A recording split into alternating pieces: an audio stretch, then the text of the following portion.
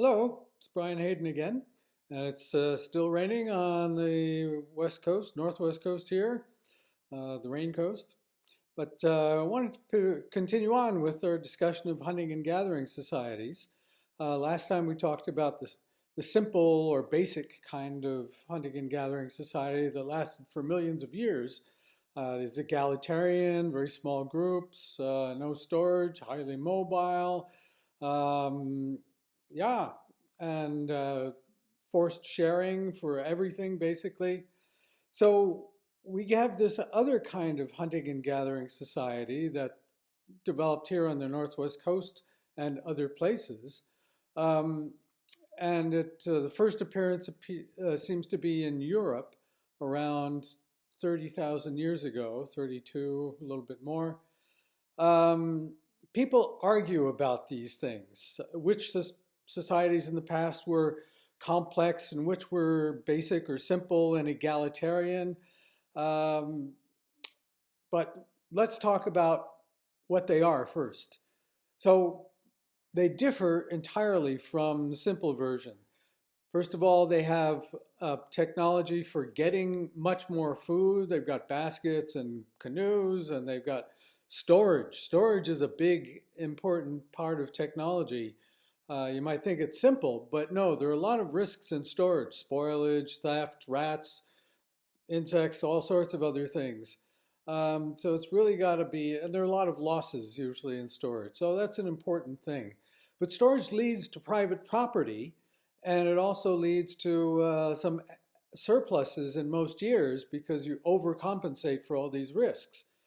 And so we start with storage and this complex technology for getting a lot more food.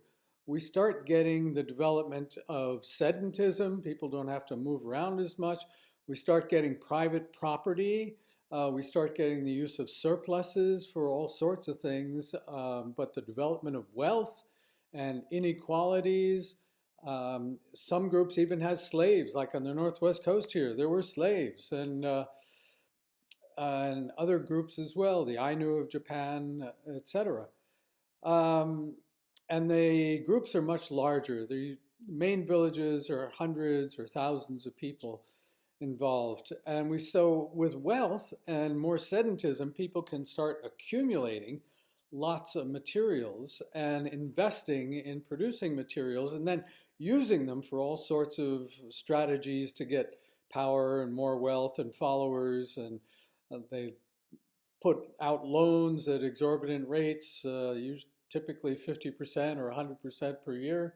So it's a lot of major differences are happening, but they also invest a lot of these surpluses in the production of pieces of art like this. You may remember this from before. This is a piece of ivory carving. We get other kinds of carvings and fine art, and then fine, beautiful flint work. Some of the masterpieces of the world are produced when we start getting these groups. We also start getting a lot of feasting in a way, as a way of using these surpluses. And with these feasts, they're predicated on gifts, and the gifts have to be returned. So it's a way of creating debts and creating political followings, factions that start developing political power, all sorts of things. And as I mentioned before, this is one of my favorite all-time photographs of the Northwest Coast chief in one of the villages here.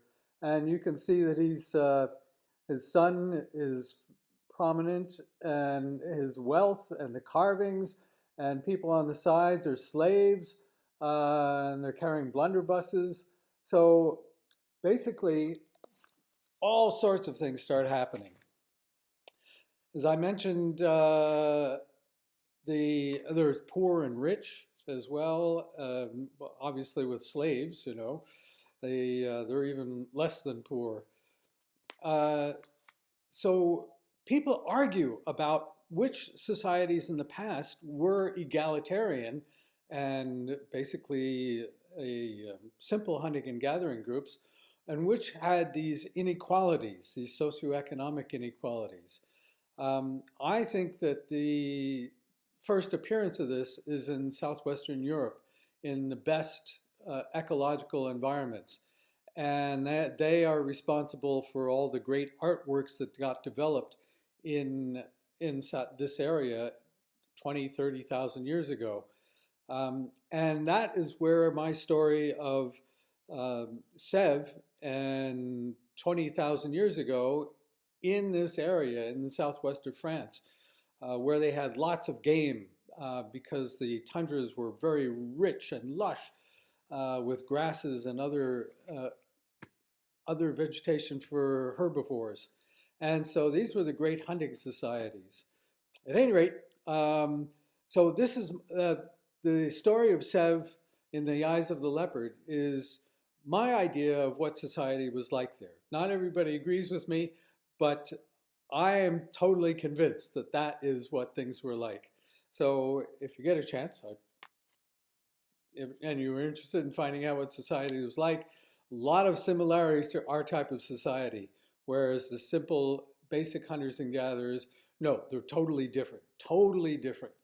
Okay, that's it for now. I'll pick up and maybe talk about some of the art next time. Okay, take care.